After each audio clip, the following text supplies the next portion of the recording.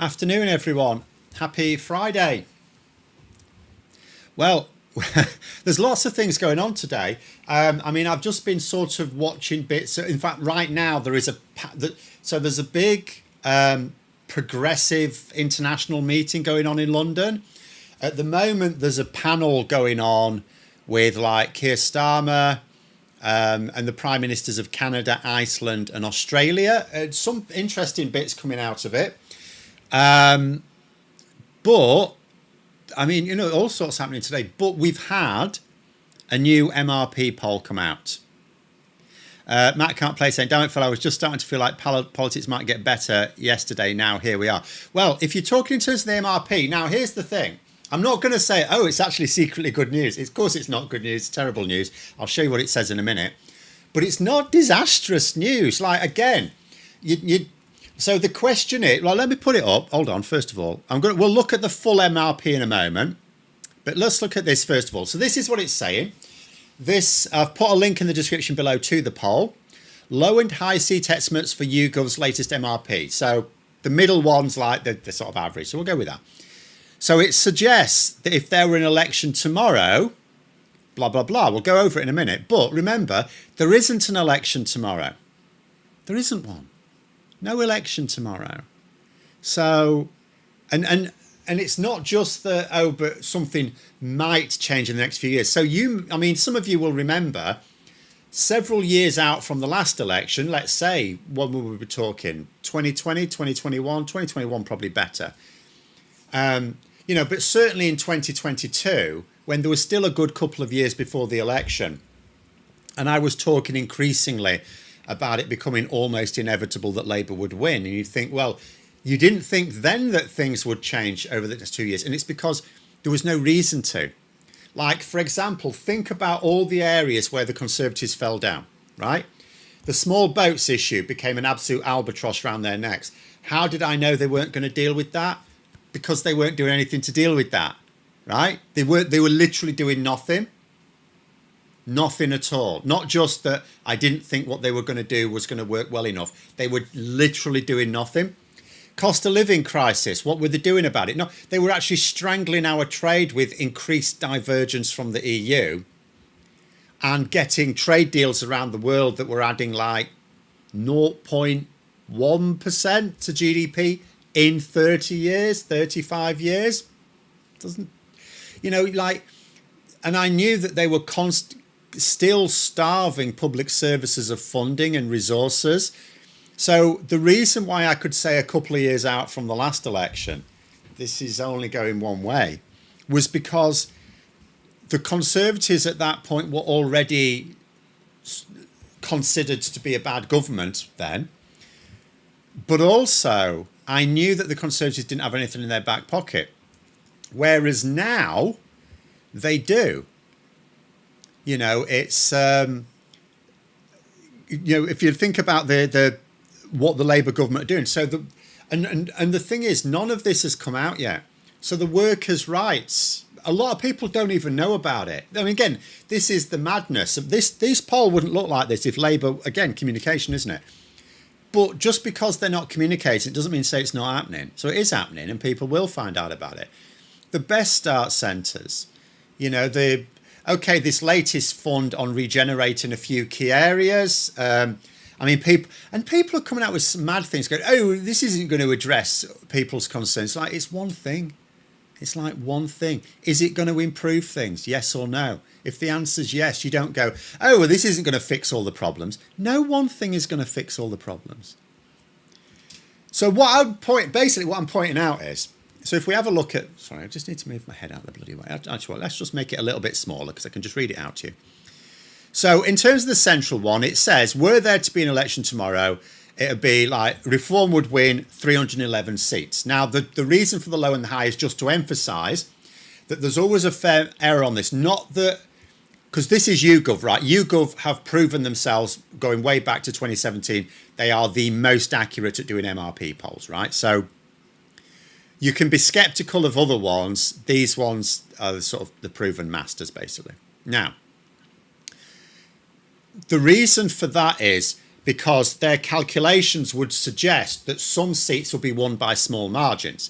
Now, a small margin can mean on the day people vote more one way than another, and all of a sudden the seat flips. So that's why within their error, Reform could get anywhere between 271, which wouldn't be enough to form a government, even in coalition, to 342, where they could form a majority government in their own right.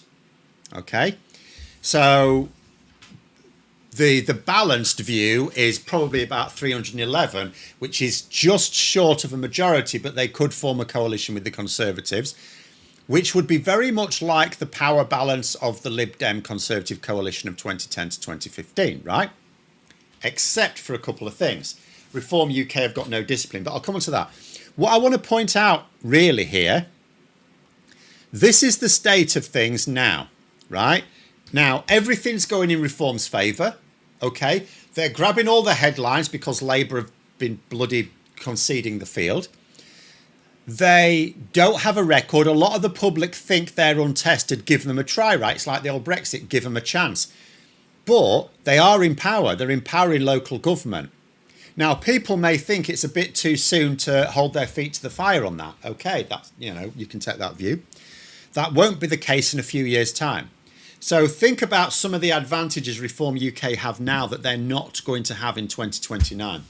They won't be able to deny they will have a record in local government. Now, yes, anyone in local government can always blame constraints from national government. You can always use that, but they will still have a record in local government of failure, right? And they will, and it's not even just me thinking just because of their politics. Like, they will fail in a way that even Conservative councils don't fail because they haven't got any basic competence. They've got no idea what they know. Bandit Harjup says, Farage is the new Tories. Well, that is basically what Reform UK are. See, I thought, and I still think this was originally the plan with Reform UK, because you have to ask yourself, why do Reform UK even exist? The left wing are always splitting, right? The left wing split at the drop of a hat because we're basically idiots, right? But the right wing understand the need for unity. They always have this ingrained need for unity and structure and discipline. So the idea of this is why the right wing vote has never been split. The Conservatives just have access to the right wing vote and then they fight over the centre, right? That hasn't happened now because we've got a new right wing party. Why? Why have the right wing, why have the donors, why has everyone else allowed the split? To begin with, I thought it was their way of pushing the Conservative, because the Conservatives always do the bidding of the very wealthy and the corporates. But maybe they were just a bit too restricted. So I think Reform UK initially existed to challenge for Tory votes, not for Tory seats. To challenge for Tory votes, like UKIP did, to force them into more extreme policies, which worked. But the situation now is that because the Tories were so stupid, they've destroyed themselves. Even Keir Starmer today at this panel that's just finished now said the Tory party is dead. He said the next election is a choice. It's a choice between Labour and the Reform UK. That's obvious. I mean, this tells you that's obvious. But but he was specifically talking about the type of politics, like the politics that the Conservative Party have represented in the past is dead, and for the time being, it certainly is. So Reform UK have got all these advantages that are all going to, not all of which, but many of which are going to go away in the next few years. They're not going to be able to hide behind having no record. They will have a record that they will have to defend, and it's not going to be a good record, right?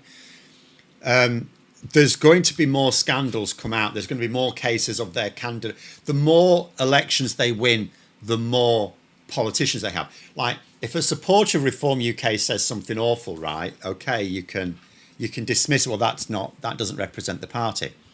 Your elected politicians do. Your councillors, your MPs, all of these people represent the party. So, and so far what Reform UK have done is they've been suspending them and stuff like that. But over the next few years, there's going to be more and more cases, and the more council seats they win, the more of these people they're going to get. That's why Farage wants ex-Tories, because they can, by and large, be trusted to behave themselves. Still don't see... Oh, the message went there. Well, I'm going to put a message up and it's gone. Put it back. I wanted to read it.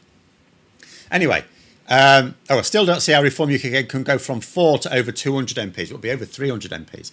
So, well, this is another point as well, but that's more for if they did win. So the other point to bear in mind, and Labour should certainly play on this, and so should everyone else. Reform UK cannot form an effective government. It's nothing to do with their policies. They cannot form an effective government. They do not have the expertise, right? They cannot go from having, as you say, it's 5 MPs now because they've got a Tory defect recently. A defector is what I did mean.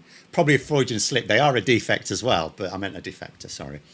And so they're back to 5 now. They keep going, 5, 4, 5, 4, 5 again. So they now need a minibus to get anywhere. Their taxi will not do it unless they cram themselves in. So imagine the situation. They go from they'll have more than 5 because if they're going to win some by-elections. There's going to be by-elections in the next few years. They'll win some by-elections, right? So they'll have more than 5 MPs, but they won't have that many, right? So they form a government. Suddenly they've got over 300 MPs, none of whom know what they're doing. Don't know what they're doing.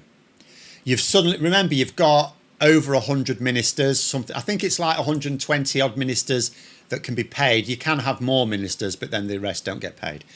But so you've got like 120 to 140 or something like that ministers. They won't know what they're doing. They've got no experience, none at all. Apart from they'll have some Tory defectors who will have experience, but that's it. They won't really have any experience. So they won't know what they're doing. They'll be utterly incompetent. But that is what I want to focus on is like the reasons why you shouldn't get too despondent about them even winning the next election. This is them maybe just about forming a government without all the other stuff coming on. So you say 6-seater taxi is a thing. I'll take your word for it. I'm not a big traveller. I don't tend to go out the house very often. Doesn't then one of them have to sit next to the taxi? Well, actually, I was going to say one of them, the taxi driver would have to have one of them sat next to him or her, wouldn't they? But then taxi drivers tend to have a bit of a reputation, don't they? I'm not suggesting all taxi drivers, but there do tend to be a few gammony taxi drivers here and there, don't they? So maybe they wouldn't mind. Maybe they'd like Lee Anderson sat next to them or something. Of course, in actual fact, when they make the joke about the taxi, it doesn't really work anyway, because Nigel Farage wouldn't be in the taxi. He'd be in his own chauffeur-driven car, his chauffeur-driven BMW. The rest of them would be in the taxi, not him. He wouldn't travel with the hoi polloi like Richard Tice and Lee Anderson. But then there's the other side of it. So a lot of things like Labour are really unpopular at the moment because they're seen as not delivering, as well as delivering some like ridiculous policies that really shit the bed. Whereas in the next few years, think about what we're going to have online. The workers' rights, the renters' rights. We've already had, even though people don't necessarily appreciate it because we only had 1 year of it. So Anthony Albanese, the Australian Prime Minister, one thing he was saying in terms of his campaign, because he's won an election, right, recently. And what they were saying is, what Labour have been doing is providing above inflation boost to pay for the lowest paid year on year. Labour are doing the same thing. Labour are doing that. It's just that they've only been in power for 1 year. So after 14 years of your pay going down and down and down and down and down, it's suddenly gone up in the last year, but it hasn't like reversed the whole problem. So I can understand that some people might not even realise their pay has gone up above inflation. Because remember, every year their pay's sort of gone up a bit, but not much. So the fact that it's gone up is not going to stick in people's minds. But after a few years, if you get above inflation pay increases over the next, I'm not suggesting people are going to get the big boost they got last year, but if it's above inflation each year, after a few years, that's more noticeable. You start to see actually life seems to be getting a little bit easier, right? Then there's the moves on more social and affordable housing. Then there's the moves on trying to ease trade barriers with the EU. So that should actually start to ease food inflation, which is a massive issue for a lot of people. Then you've got more secure energy. If we can actually get those energy bills down. I mean, some energy bills are going down next year. People who live within 500 meters of pylons are getting, oh, hello, the camera's just gone mad. They're getting cheaper bills next year from next year. So there's already going to be a load of people getting cheaper energy bills next year anyway. So you think about some of this stuff, the Best Start Centre and stuff like that, the easier access to the NHS. You know, in 2 or 3 years' time, I'm going to be doing a lot of I told you so's, aren't I? I mean, some of it, sure, okay, some of it, just because they're doing it doesn't mean it'll work as well as it. I don't know how well it will work, right? I know what their targets are. Targets by definition can be missed if they're ambitious targets. We know the housing targets are ambitious. Not helped when the ministers keep changing. But in the 2 or 3 years' time, we're going to be in a much better place. And I think in a noticeably better place. So I think even if Labour get no better at comms, and I keep hoping they do, but they're not showing any signs of it, right? Don't get excited because his director of communication, it's not director of communications, although they have also changed. His head of communications, it's a different role. Head of communications has resigned recently. One of the non-scandal resignations, right?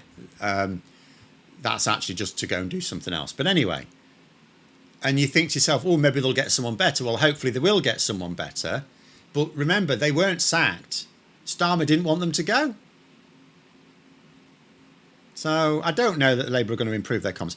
But even if they don't, let's say they don't, there are things that they'll naturally start. Like at the moment, they're having to talk about illegal immigration all the time because it is a big issue and Labour don't want to concede the field to Reform UK, even though I keep saying the way they keep going on about it is not helping them.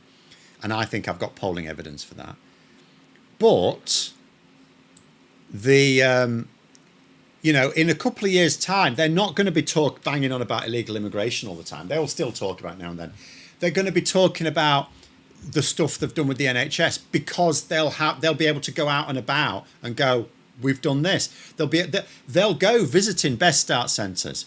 They'll go out talking to people about, have you noticed the cost of living easing? As soon as the public recognise that the cost of living actually, do you know what, is easing, Labour will be out and about talking about that. Phil, they're saying Reform already have a large number of resignations and sackings in councils. Yes, they do. Also, 5 adult ed centres in Derbyshire's closing. Train our own. Yeah. Well, but as I was saying in the last week, Reform UK have completely reversed their main promise. Labour should be leaning into this.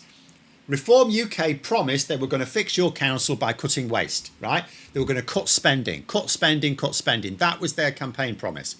Now they're asking for the government for more money. So Reform UK now want to increase spending. That's a complete reversal of their campaign promise. They're fundamentally dishonest. They say you've upped the compression. Don't think it's improved the sound. I haven't. I've actually reduced the compression. But it may still be a work in progress with the sound, sorry. No, but I've actually removed the compression. Got rid of it.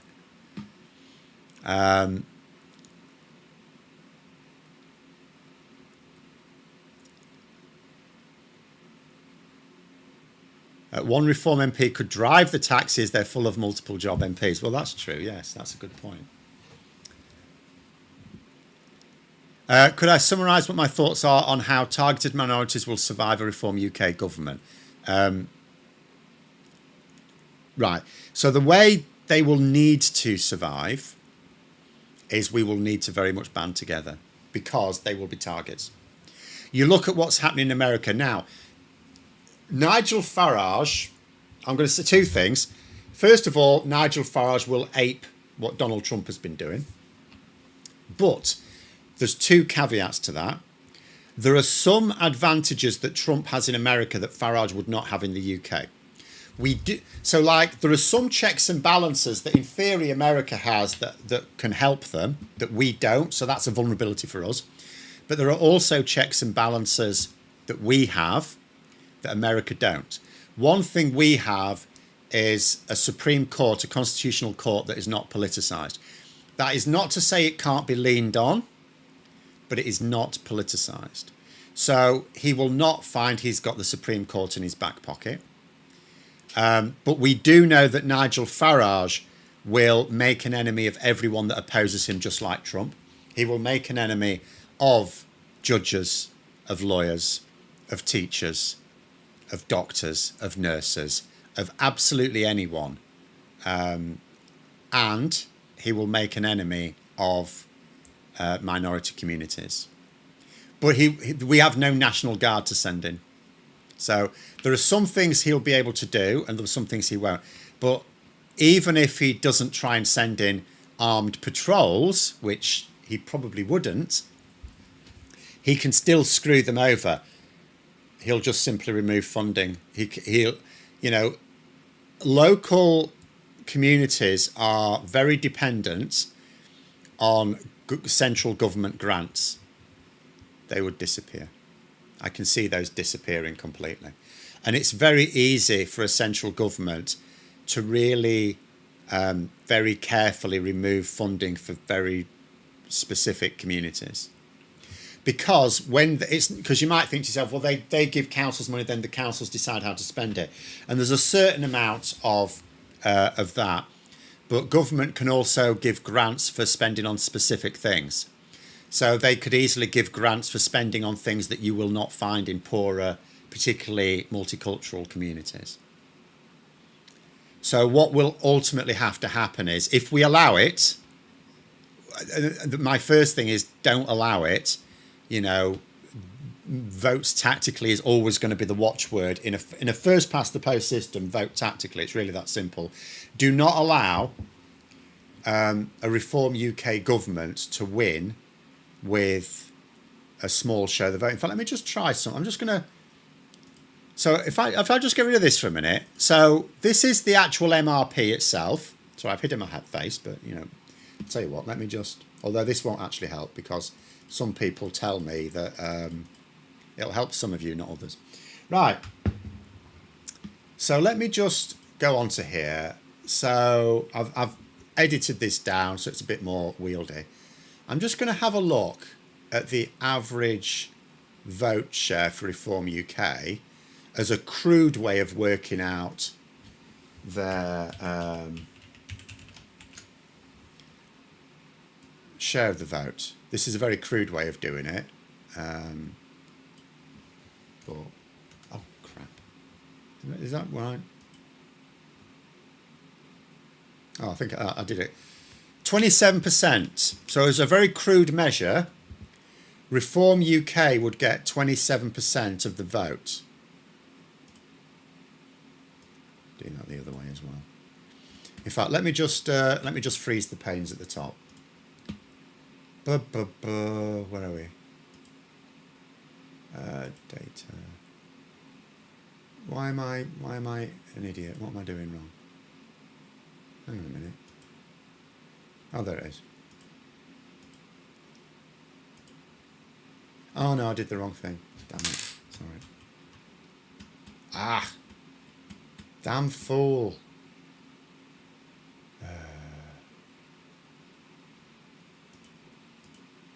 Unfreeze pane. Sorry, I meant to just freeze the top one. Right, so let's go back down. So it's a very crude measure. What this is suggesting is...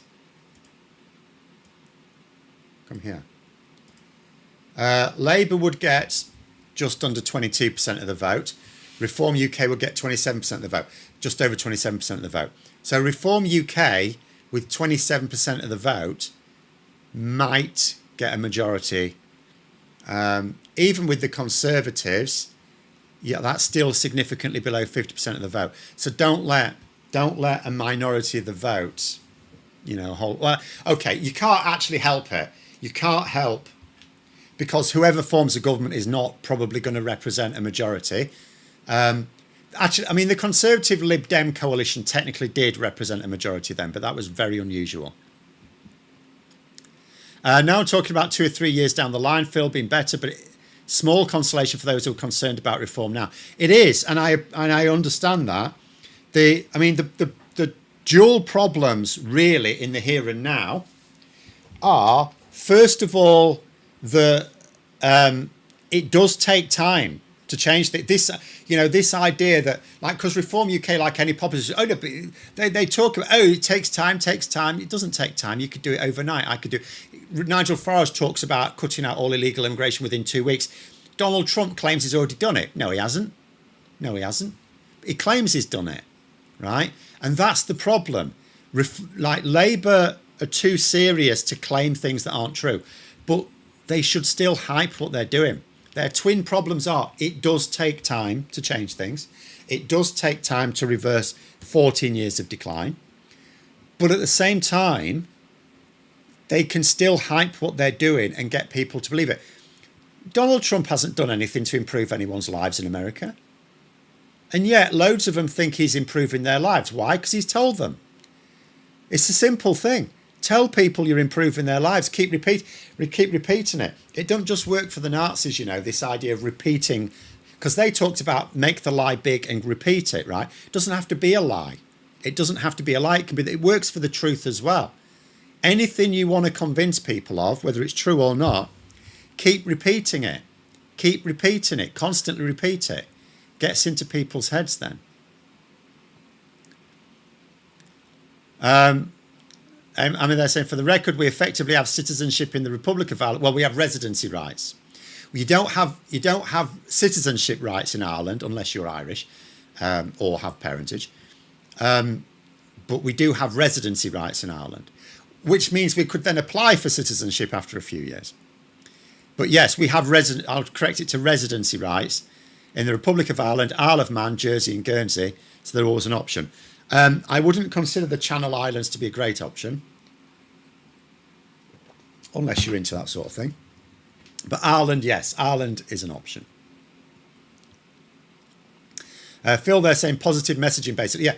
So the point I was trying to make, and I got distracted, earlier, Anthony Albanese of Australia was saying, because basically you had the prime ministers of the UK, Canada, Iceland and Australia, because they've all won an election in the last year and a half.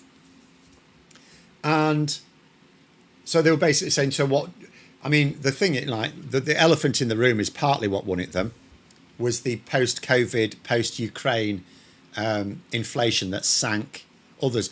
But Australia and Canada retained power. So those are the ones to really look at, really, aren't they? So in Australia, Albanese was saying that they ran a really positive campaign.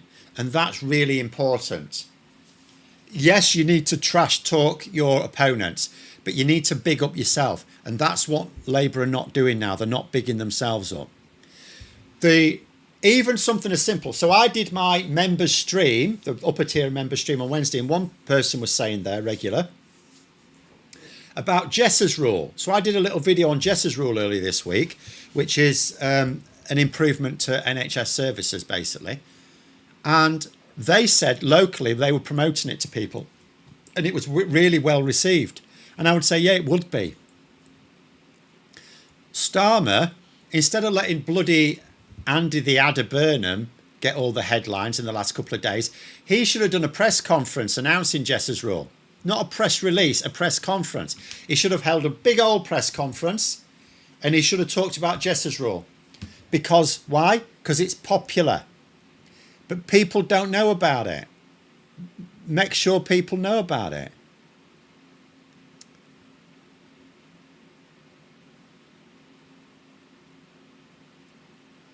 It's like people seem to think it wasn't going to be an extremely difficult beginning to this parliament, getting increasingly annoyed at the prevalence of short-term thinking.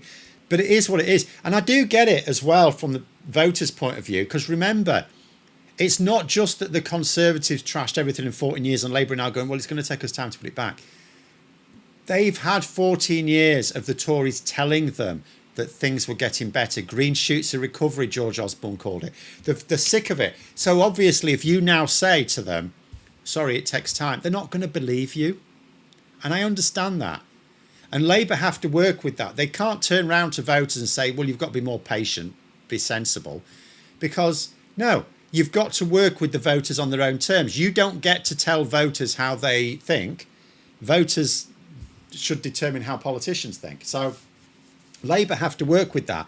But that means when they do have something they've done, they need to announce it. Jessa's rule is something they've done. Announce it. Make a big deal of it. Why wouldn't you? Why wouldn't you?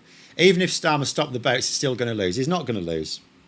I'm not saying definitively Labour are going to win the next election, because there is a risk, right? This MRP shows that there is a risk. But at the same time, it's people are looking, again, people keep thinking, oh, as if we're going to be frozen in time for the next 4 years. We're not. There's things coming online. They're coming online now. They're just not talking about them. There's things coming online that they will talk about because it's physical. It's concrete. You can't deny it. And people are going to notice it, right? And Reform UK are going to run into trouble. And then there's the other thing as well, which I don't know. There's some unknowns as well that are potential trip hazards for Reform. There are some trip hazards for Reform UK I know are going to happen. I know there are going to be more and more scandals. There are going to be more and more scandals with them. They're going to snowball. I know that for a fact. I know that Farage is going to carry on getting tetchy whenever he's put under scrutiny. And he is going to be put under increased scrutiny by the media. What I don't know is how badly are America going to sink, and is that going to help drag Farage down as well? Because Farage, although he's a canny political operator, he's not a great strategic genius. You know, him picking a fight with Boris Johnson, for example, now has brought Boris Johnson into the fight. So calling the immigration that was the immigration policies that Nigel Farage supported, by the way, that led to massive amounts of immigration. And Farage is trying to call it the Boris wave. You should actually call it the Farage wave, right? But because he's calling it the Boris wave, Boris Johnson's not very happy, so he's kicking back now. Boris Johnson still has a bit of credibility amongst certain types of voter. So Nigel Farage has basically invited an unnecessary battle there.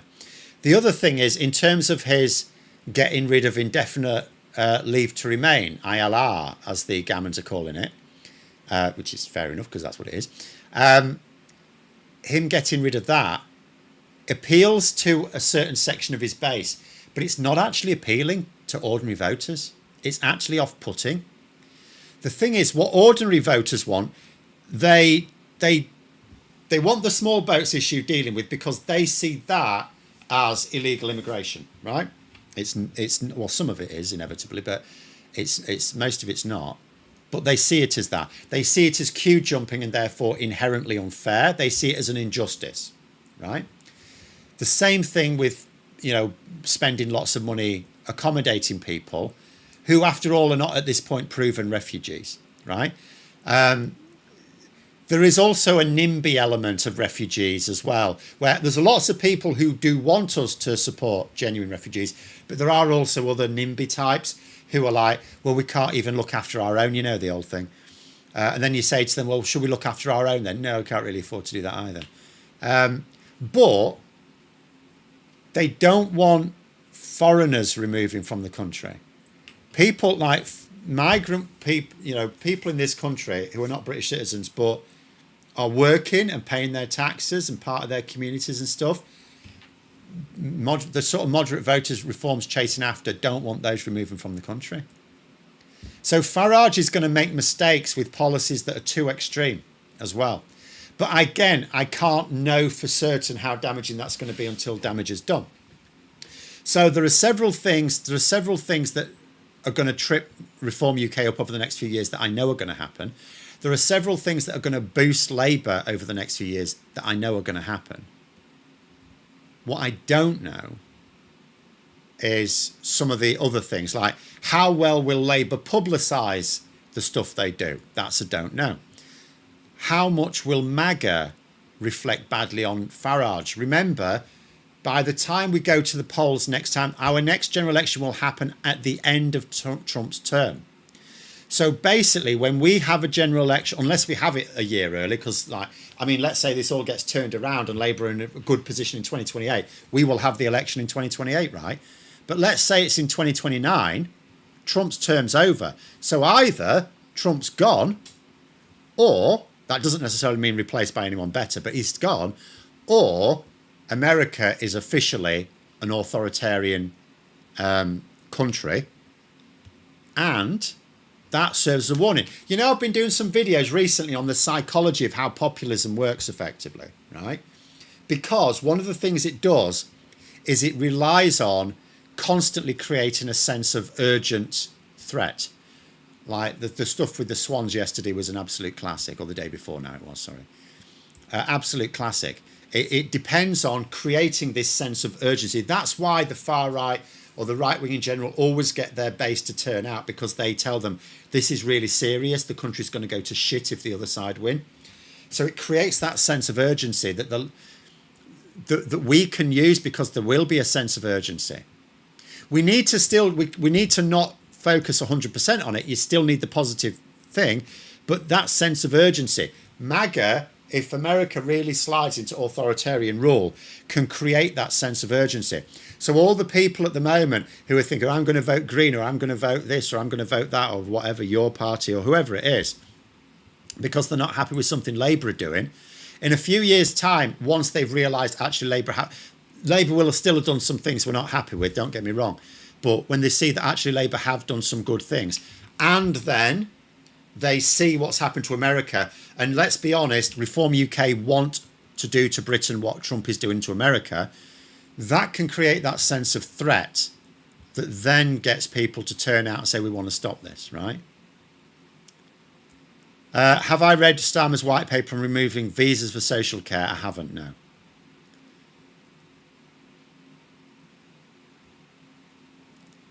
At the end of the day, it won't be Starmer who loses the election either, because he'll have recovered, because he either will have recovered in the polls or replaced. There is that as well, but there's another thing I would also say in terms of the Icelandic Prime Minister was warning about identity politics, and I echo that.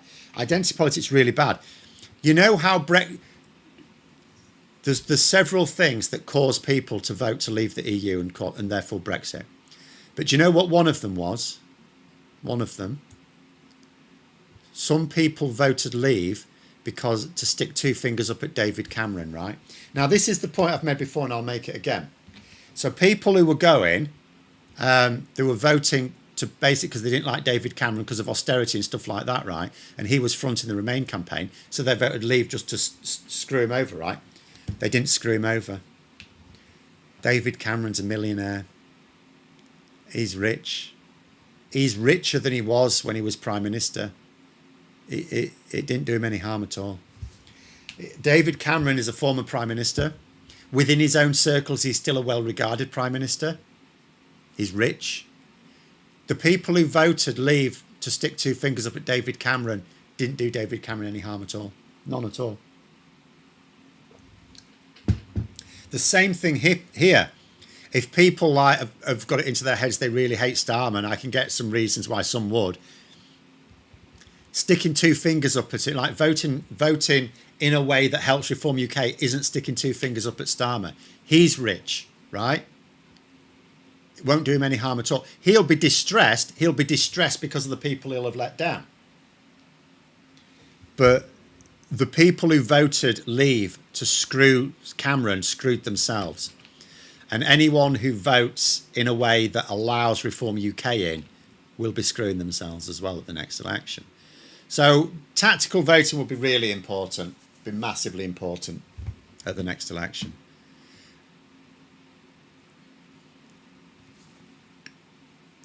Go through the last few because we've gone well over time, I'm afraid. I think this rests massively in the hands of MPs' hands. They cannot afford to bin Starmer in the 5-year period, even after the Welsh Senedd. Things will crumble and Farage needs this. They put it this way: if Starmer is replaced, at least this early. I mean, if you've got a year to go and it's still like this, yeah, of course you get rid of him, for Christ's sake. But in actual fact, for a new leader to reverse your fortunes, you don't need years. You really don't need years.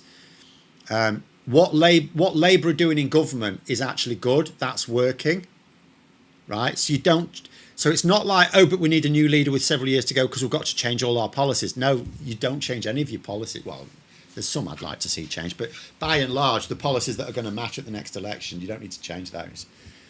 what you need, like if the leader becomes unpopular, like permanently unpopular, yeah, you get rid of them. But you don't get rid of them this early. That'd be madness. You get rid of them with like a year to go.